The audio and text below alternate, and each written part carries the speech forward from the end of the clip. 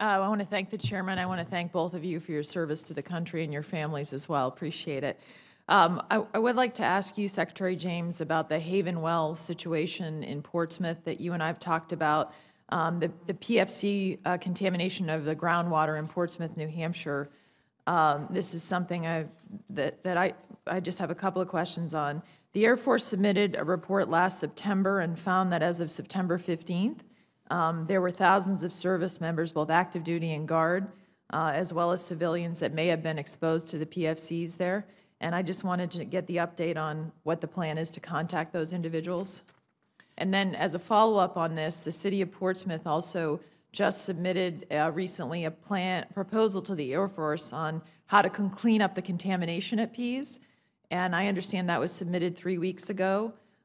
So I would like just to get a sense of when you expect the Air Force to respond to the City of Portsmouth. And obviously, I hope you'll be transparent and responsive.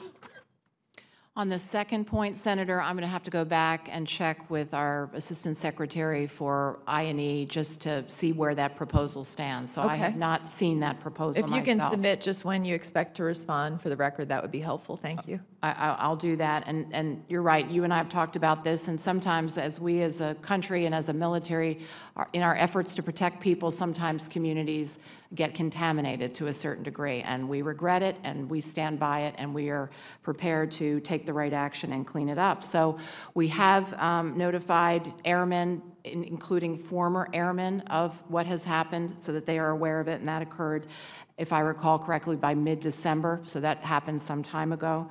And we are going to clean the water. And we are also working with the CDC on the matter of developing a plan for health monitoring. They have the lead, but we're working with them. Excellent. And I would just urge you, with Portsmouth submitting the proposal, that you work very closely with the city and in a transparent manner so that we can really get this cleaned up and also get treatment or support for anyone who's been affected. So I appreciate that. Thank you. General Welsh, I would like to ask you, when do you expect the SDB-2 to achieve a demonstrated full mission capability for the F-35A? Senator, I'll have to get the date. I don't know that off the top of my head. I think we've been, in some documents, heard from your staff that it is not going to be before 2022, but if you can get me the exact date, I'd appreciate it. Thank you.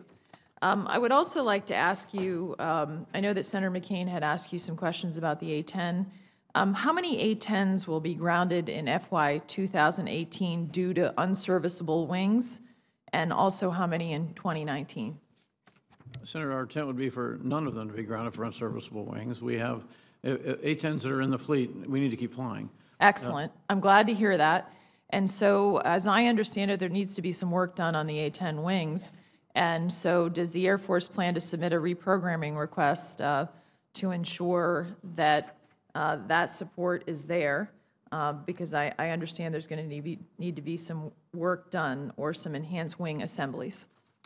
Senator, my understanding of this is that we have the funding and the wings necessary for FY17, and we have a decision point during this year that we will reach where we have to make a decision on acquiring them in 18 and beyond. If that's not accurate, I'll get you the right answer shortly after this hearing.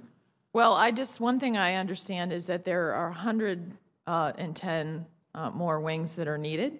And so am I hearing you say today that you are committed to ensuring that these wings are repaired and that they remain obviously operational so that we can continue to use the A-10 as it's doing, as I understand, Ash Carter, the Secretary, has recently said a great job in the fight against ISIS? So they are doing a great job in the fight against ISIS and everywhere else we use them. Anything that we have in our inventory that needs modifications to stay safe and effective, our intent is to continue to do that. Okay, I appreciate that. I also want to ask about what's happening in the boneyard right now with the A-10. As I understand it, from information my office has gotten, in 2014, the Air Force scrapped or destroyed about 44 A-10s. And that since even beyond that, as I understand it, in 2015 as well, there were a number of A-10s scrapped, to a total of 82 A-10s scrapped in the boneyard.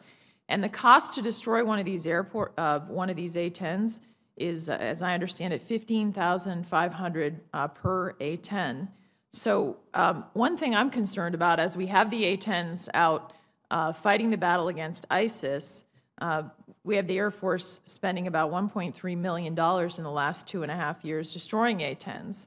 Are there no parts on those aircraft that were destroyed that could have been used to support the A-10s that are being deployed now? Isn't that why we keep, one of the reasons we keep them in the boneyard?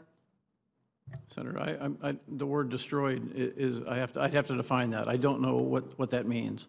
I don't know if that means they disassembled them and took parts of the airplane to use as spare parts, which would be normal. I don't know the facts on this case, Senator. I'll find out for you. Well, I hope you would, because as I understand it, we've been told that there are plans to destroy a total of 79 A-10s this and next fiscal year.